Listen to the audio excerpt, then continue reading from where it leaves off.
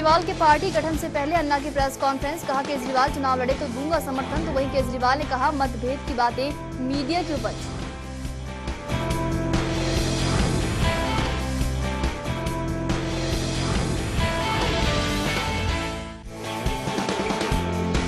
दिल्ली के जंतर मंतर पर ममता बनर्जी की दहाड़, यूपीए के खिलाफ अविश्वास प्रस्ताव लाने की कही बात, दीदी ने दिए मध्यावधि चुनाव के संकेत।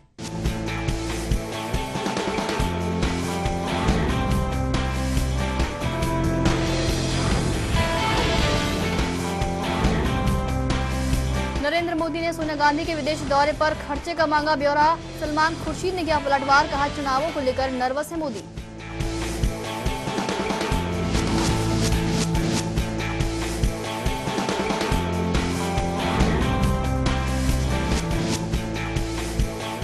भाजपा मुख्यालय पर कोर कमेटी की बैठक हुई संपन्न, पार्टी की गुटबाजी आई नजर, राज्य सहित राठौड़ और दिगंबर भी नहीं पहुंचे मीटिंग में।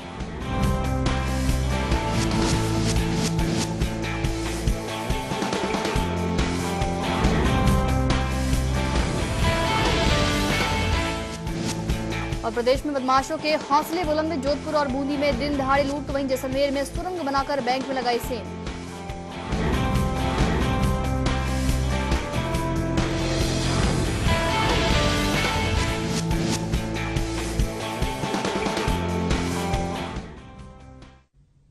नमस्कार, एचबीसी न्यूज पर बड़ी खबर में आप सभी का स्वागत है। मैं हूं पूनम शेखावत। बड़ी खबर में आज हम चर्चा करेंगे कुनबों में कलह पर, और इसके लिए हमारे साथ स्टूडियो में मौजूद रहेंगे मेरे सहयोगी अश्विनी पारिक जी।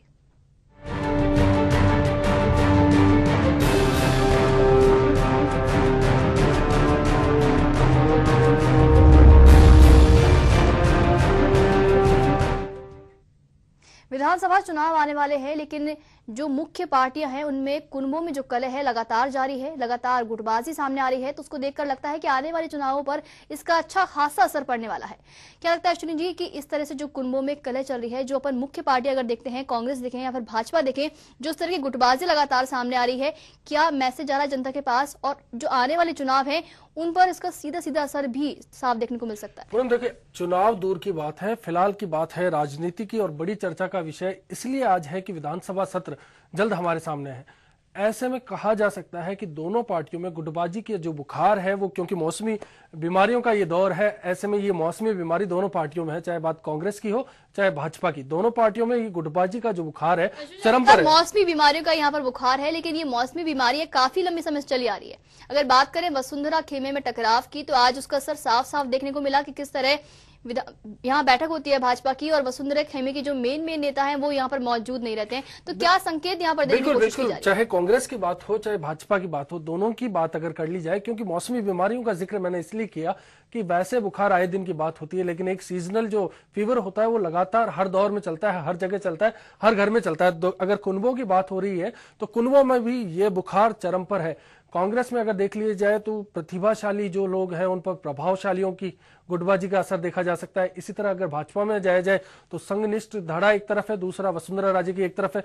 बात अगर भाजपा की कर लें तो आज भाजपा का जो कोर कमेटी की जो मीटिंग थी उसमें से वसुंधरा राजे का धड़ा पूरी तरह नदारद रहा, चाहे एमएलए हो चाहे एमपी हो, या फिर बात तमाम उन नेताओं की हो। राजेंद्र राठौड़ ने जिक्र किया कि वो अपने केस के सिलसिले में तारीख है इसलिए नहीं आ पाए। दिगंबर सिंह जन्मदिन मना रहे हैं भरतपुर में।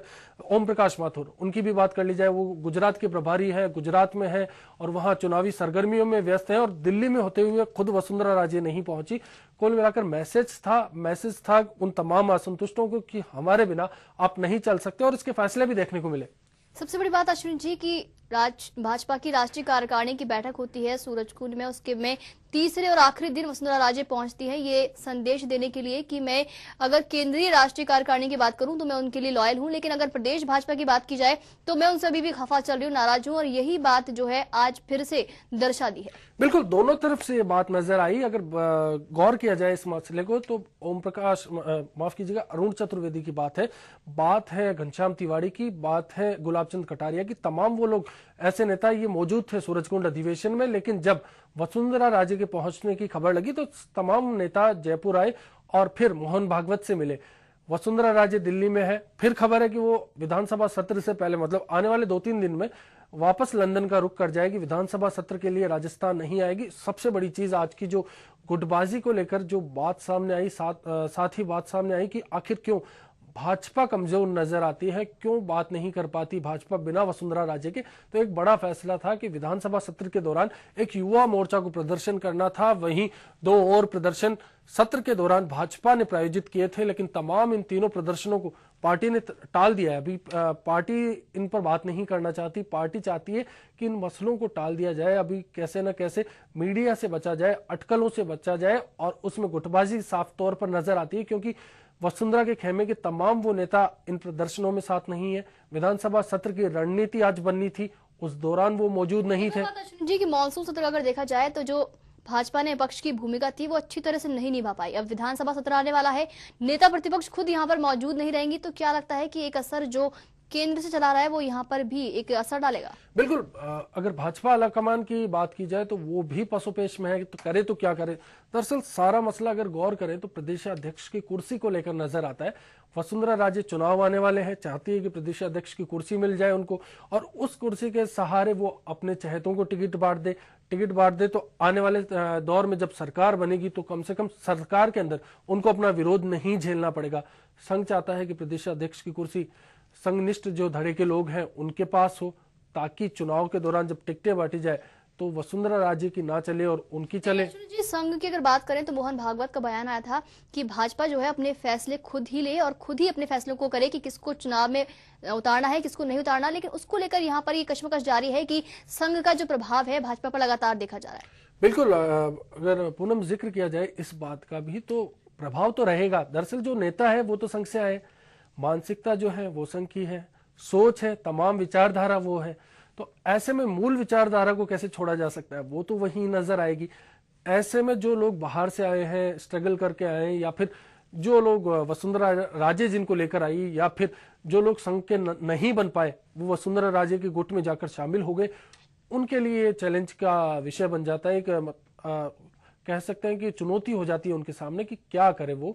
ऐसे में वसुंधरा राजे के साथ वो है, अब वसुंधरा राजे वहां नहीं पहुंचती, मतलब साफ है कि कहीं ना कहीं उनको कमजोर दर्शाने की कोशिश है। विधानसभा का सत्र भी होगा, की बात से सुनिए आप एक बात कि अगर विधानसभा का सत्र शुरू होता है, सत्र के दौरान वसुंधरा राजे की गैर मौजूदगी होती, क्योंकि पॉपुलर चेहरा अगर राजस्थान में देखा जाए, लोकप्रिय चेहरा वसुंधरा राजे है। दूसरी बड़ी बात अगर उसमें गौर की जाए, वसुंधरा राजे की आक्रामक छवि है, उनके धड़े के जो नेता है वो आक्रामक है। तमाम वो धड़ा अगर सत्र से गायब होता है तो कुल मिलाकर विपक्ष की जो भूमिका है गौण नजर आएगी। ऐसे में क्या करेंगे वो लोग, कहीं ना कहीं कमजोर नजर आते हैं, और उसी का कारण फैसला रहा कि आज 3 प्रदर्शन भाजपा को अपने टालने के लिए मजबूर होना पड़ा, क्योंकि पिछली 3 कोर कमेटियों की बैठक में वसुंधरा राजे नहीं आई। और कांग्रेस की अगर बात की जाए तो कांग्रेस में भी ऐसा नजर आता है। बाड़मेर को ले लीजिए, सांसद हरीश चौधरी हावी है, गुटबाजी है, उनका गुट है प्रभावी, तो उधर साथ नहीं देते कर्नल सोनाराम। हेमाराम चौधरी है, उनकी अपनी अलग राह है। उदयपुर में आ जाइए, सीपी जोशी का गुट है, गहलोत के समर्थक हैं, क्योंकि जो सीपी जोशी से नाराज है वो खेमा कहां जाए। तो ऐसे में नीलिमा सुखाड़िया को निशाना बनाया जाता है। यहाँ पर सामने आती है कि जैसे भाजपा में जो कलह है वो मेन प्रादेशिक स्तर पर है, मेन जो संगठन में कलह है, लेकिन अगर कांग्रेस की कलह देखी जाए तो वो हर छोटी छोटी जो कमेटी है उनमें, वो जो जिला कमेटी बनी हुई है कांग्रेस की, उनमें वो कलह जो है फैली हुई है जाले की तरह। बिल्कुल, 12 ऐसी जिला कमेटियां हैं जहां ये विरोध है। जयपुर की बात कर ली जाए, संगठन के नाक के तले बात कर ली जाए तो सांसद महेश जोशी हैं, मंत्री हैं बृजकिशोर शर्मा, दोनों के धड़ों का विवाद है जो शहर की कार्यकारिणी में साफ नजर आता है। शहर की कार्यकारिणी में लगातार विवाद आए, दफ्तर को लेकर विवाद, छोटी छोटी बातें। जो बुखार की मैं बात कर रहा हूँ वो बुखार वहीं से शुरू हुआ, सीजनल बुखार वहीं से शुरू हुआ, फिर उदयपुर का सामने आ गया। इससे पहले कुछ दिन पहले चित्तौड़गढ़ से बेगू से विधायक थे, वो आए राजेंद्र विदुड़ी, उन्होंने विरोध किया। साफ तौर पर अपने ही समाज के गुर्जर नेता और अपनी ही पार्टी के नेता जितेंद्र सिंह से इस्तीफे की मांग कर डाली, कुछ नेता उनके साथ आ जाते हैं। चंद्रभान चुप्पी रखते हैं, चंद्रभान नहीं बोलते। एक दौर था कि चंद्रभान लगातार बोलते जाते थे, अब ये दौर आ गया कि चंद्रभान बिल्कुल नहीं बोलते, चुप है। उनकी भी कुछ मजबूरियां हैं, संगठन के निर्देश है, वो उनकी पालना वो करते हैं। लेकिन सबसे बड़ी बात अगर इसमें देखी जाती है, चंद्रभान का जो व्यक्तित्व है वो भी कहीं ना कहीं इसकी जड़ नजर आता है, क्योंकि चंद्रभान इजीली सबके लिए अवेलेबल है। जाते हैं, बातचीत कर लेते हैं। ऐसे में क्या असंतुष्ट धड़ा है वो अपनी छोटी छोटी बातों को छुपा नहीं पाता, तुरंत संगठन पर लेकर पहुंच जाता है। आए दिन पीसीसी में नारेबाजी आम हो जाती है, बड़ी चीज कार्रवाई नहीं होती। विश्वेंद्र सिंह अगर भरतपुर में कुछ करते हैं तो उनके खिलाफ कार्रवाई नहीं होती। राजेंद्र विधूड़ी जयपुर में आके बोलते हैं तो उनके खिलाफ कार्रवाई नहीं होती। आपको यहाँ पर रोकना चाहूंगी, ये जो चर्चा है लगातार जारी रहेगी। यहाँ पर रुकेंगे एक छोटे से ब्रेक के लिए, ब्रेक के बाद होंगे फिर से हाजिर।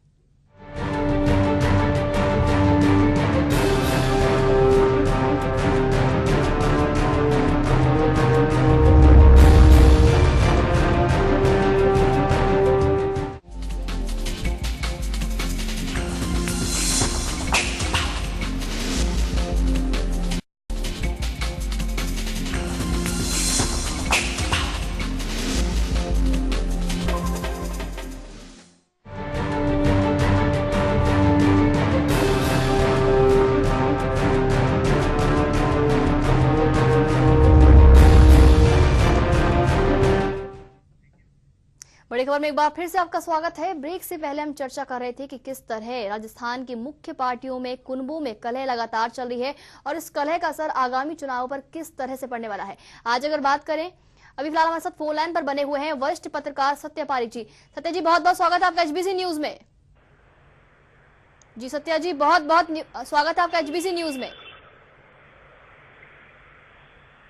सत्य पारीक जी, आप हमें सुन पा रहे हैं?